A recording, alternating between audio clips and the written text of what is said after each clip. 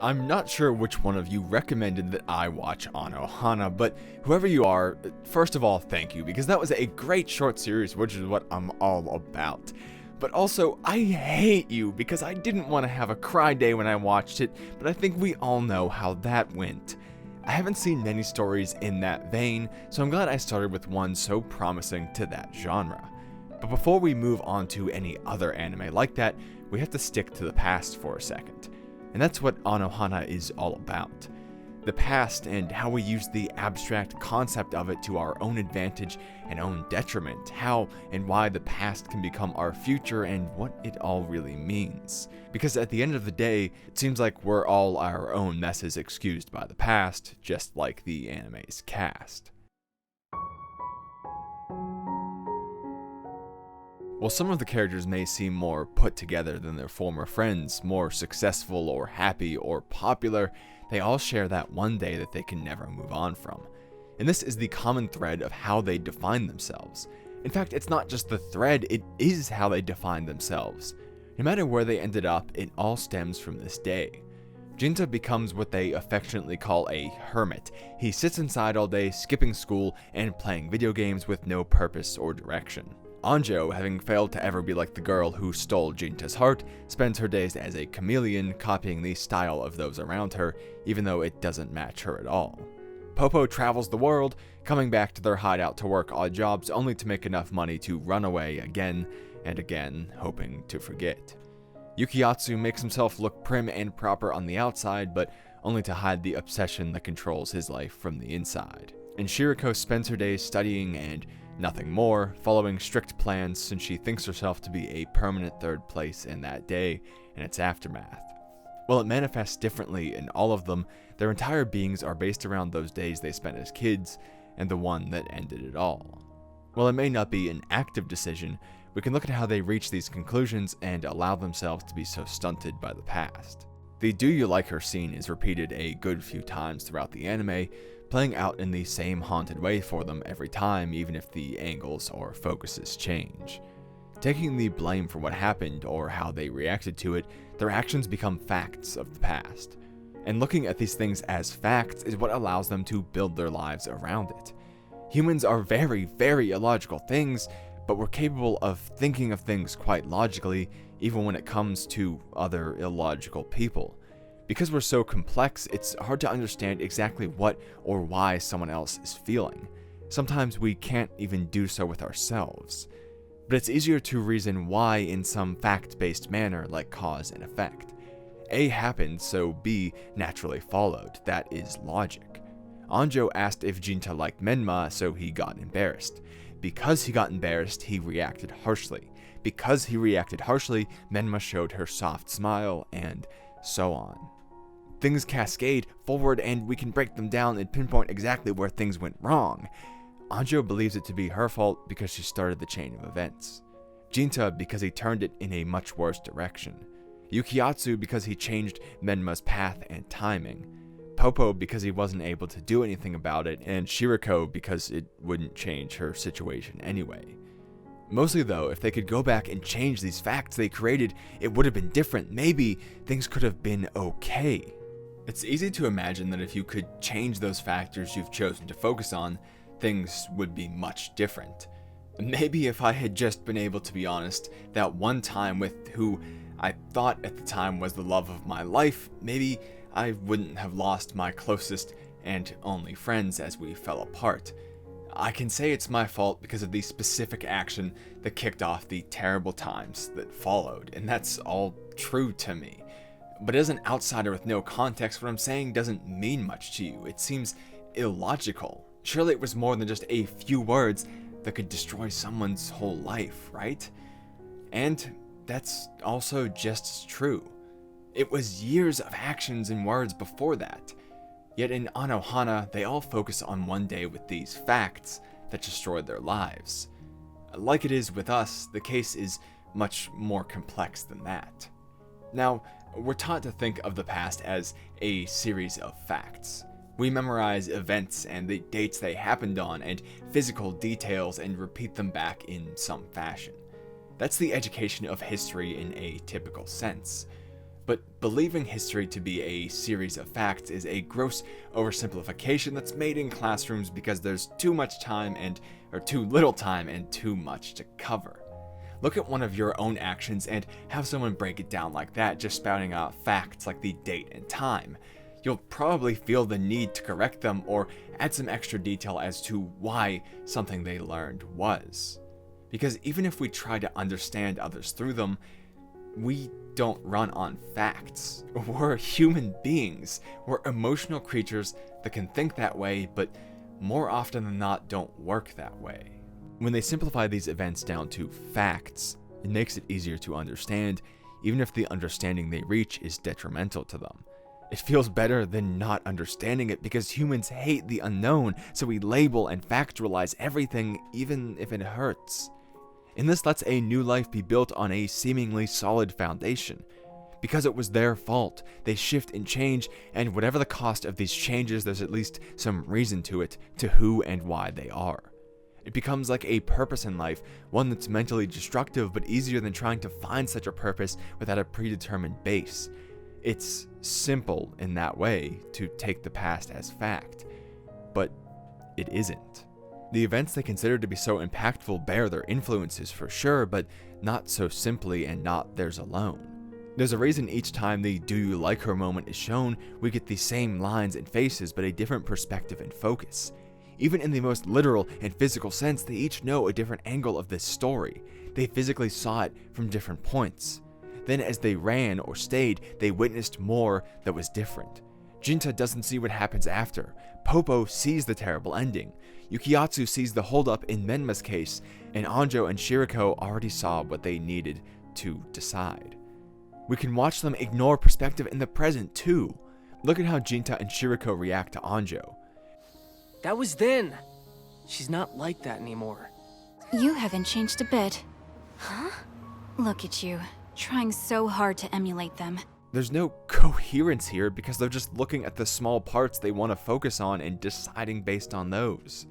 The facts they have in their head are all wrong. They didn't have all the details and never bothered to gather them all because that would be an active hurt, rather than the passive hurt of just deciding and changing. So they just let it hurt in the simpler way. Ignoring perspective skewed the events of that day and allowed them each to take responsibility for an event that was out of the control of any one of them individually.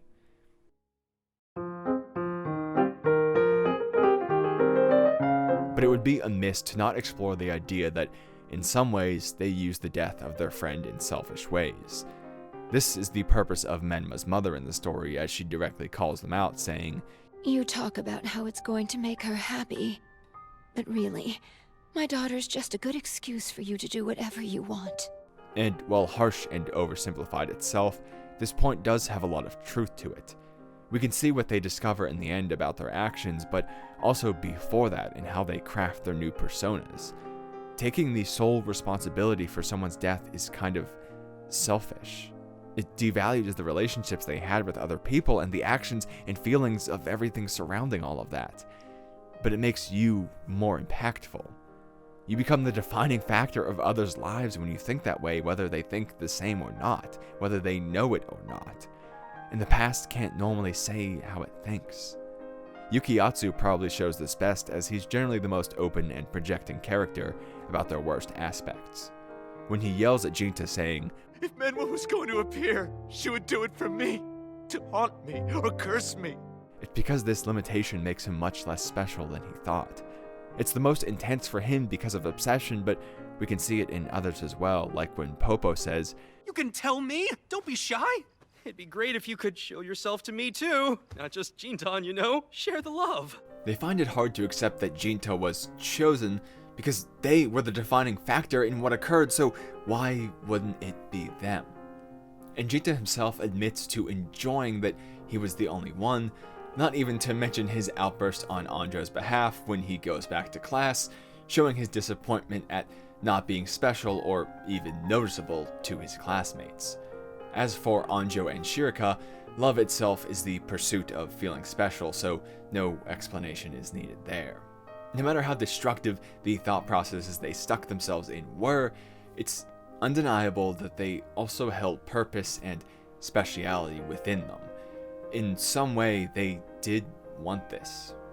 And Menma being revealed only to Jinta also hits deep into their reasons for being who they are. They may not like the decisions they made, but they did so in their forms of guilt, depression, and more because of their flawed logic, which was simple. And here comes Jinta with another simple way out of things. If he can fulfill Menma's wish, then she can move on and be happy. Put another way, he can change his mistakes that day, he can fix the past. When it's said that their quest is just an excuse to do whatever they want, this is the heart of it. A few times they start to question if what they're doing is right or wrong. Based on what they think, if they fulfill this wish, then Menma will disappear forever. Their friend is apparently right there, but what they're focused on is getting her away from them forever. Is that what a friend would do? As they later realized, they were so focused on these physical tasks because just as they used her death as a simple means for personality and purpose, they wanted a simple out of it all. They wanted to make things better with one gesture and cleanse their hands of the self-inflicted guilt. A rocket that would launch their fears far away forever, even if Menma was tied to them. She can't remember her own wish and they can't communicate with her, so they can't really ask her what her wish is. Exactly how we can't ask the past, what should I have done? And that's a great representation of their selfishness. Because of course they can't see Menma. Why would they? They hadn't been trying to see her the entire time. All they wanted to see was confirmation and absolution from their already chosen perspectives. Popo excitedly gets them back together and says Menma can rest assured that he's on the case so he can finally fix the past and stop thinking about it. Anjo comes back, but she really just wanted to be around Jinta. She admits that that day, just for a moment, I couldn't have been happier. The moment when you said you didn't like Menma. She even gets him a job at the same place as her, so they have to be together in some way.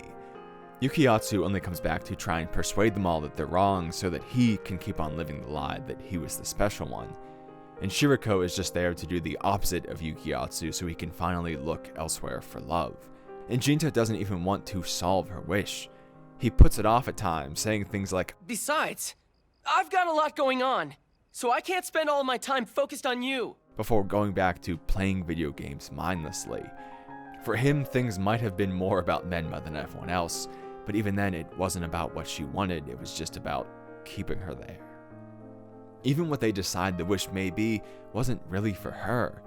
It was so weird to me watching as they decided that maybe a wish that brought someone back to life was a rare Pokemon equivalent with a ridiculous name. That's all intentional.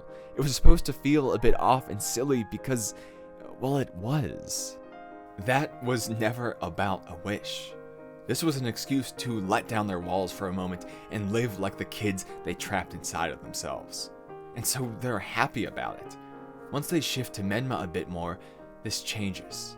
They start to lose that spark of connection and hate each other. Most of the time, as they bicker and fight about all of this, Menma cries or sits there sad or is left alone as they go off without her to try and fix her. Why wouldn't they take her if this was really about her? They try to fix the past, but they never stop to consider that maybe the past didn't want to be fixed. Menma only wants them to be together again and be happy, and the only way they'll do that is under the framing of her wish, so she can accept that.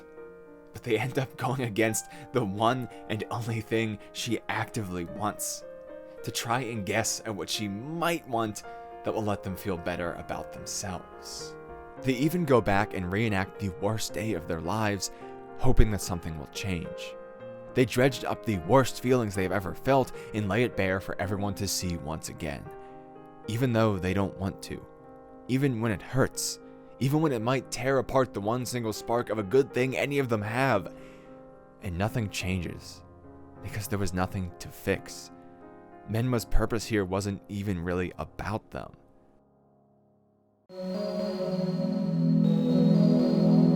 Menma is revealed to only one character, Jinta. Then the others take in this whatever they want, from hating that he's special to simply wondering why. But this is how it is because it wasn't Menma's wish that needed to be fulfilled, but rather Jinta's mother's wish to see her son cry as some sign that he could still feel. It's endlessly fitting that as the old crew was selfishly fighting about Menma's wish, the wish didn't even exist. They all started to craft these ideas about why in their head, and at the center of each one was naturally themselves. It's just how we think about things, because at the end of the day, we are the center of our own universes. So they looked at this dilemma as something similar. Since they were already taking the blame, it must have been about them, whether a ghost back to haunt them or another roadblock to the love they wanted fulfilled. And it wasn't even close to any of that.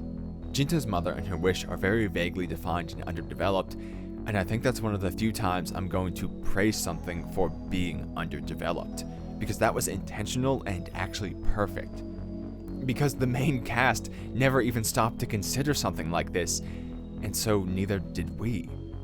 Of course what they were doing was selfish because they didn't even consider so many things. They saw a thing that might make them feel better and just accepted it and took off. Literally, as they pick a rocket that would carry a wish to heaven, they hardly even second-guessed how ridiculous this idea was. Their good days as kids came to an abrupt end, and their teenage lives never compared to the happiness they lost. Of course they're going to take a half-assed excuse to go back to the past and feel better. But after it nearly tears them apart, once this golden idea of the past is dead, we start to see something different. They do eventually get to see Menma again, only after they all meet and discuss things open and honestly, having revisited the worst day of their lives. There, they recognize everything we've gone over here, why they were who they were, how they thought about that day, and why they wanted the rocket to work so badly, thinking only of themselves. They started to see that it wasn't one simple mistake that ruined the past.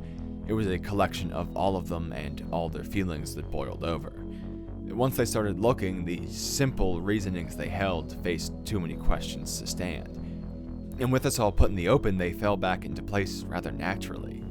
They start to use their nicknames so casually, and they laugh over Anjo's eyelash, and this leads them right to the decision to finally talk things out with Menma after all their self-inflicted heartbreak falsely on her behalf. Finally, they're thinking of her. And once they do that and search all night for her, actually looking for her, playing hide and seek like they would as kids, and working together, they think about who their friend actually was, and they find her. They can actually finally see her. Not what they made from the past, not what they want from the past, but the past itself, Menma. Once they see the past for what it is, they can actually legitimately see the past. And the rest of the ending from there is a fitting and emotional resolution that cracked even my stony facade. I don't like feeling things, but I did. But seeing the past for what it is what I want to remember here. When I talk about concepts in anime, it's never disconnected from real life. This is just me expressing what flows around in my head after I watch an anime, and in that way, it's more real than you might think. What they do here is something we all do at times. From chasing past success to a fear of becoming someone new, I've also defined part of myself around the past. I think so many times that maybe if I just made that one decision differently, I'd be happy, even when I know it's not that simple. And feeling similar to these characters, I love that the series doesn't continue past Menma much. We get a glimpse of growth and change and nothing more. Because that's kind of up to us, isn't it? As this experience becomes part of our own past, what will we do with it? I think the one thing that is clear from Anohana is it doesn't want us to get stuck in the past. We shouldn't ignore it and act like everything's fine nonetheless, but we also shouldn't base our entire beings around it. I can't say where in between is good. It'll depend on who we are, what the situation is, why we are, where we are, so many different things. But one thing is for certain. The past can only do one thing, and that's push us forward. We can never actually be stuck in it because it exists behind us at all times. The past openly rejects us, like Menma choosing to move on even when they love her and are right there. The past is saying, I know, but it's time for me to go. And that's all it can ever do. It's nothing more than an excuse to look to the future. So let's keep looking forward. And I hope I'll be part of that view you have there sometime again very soon.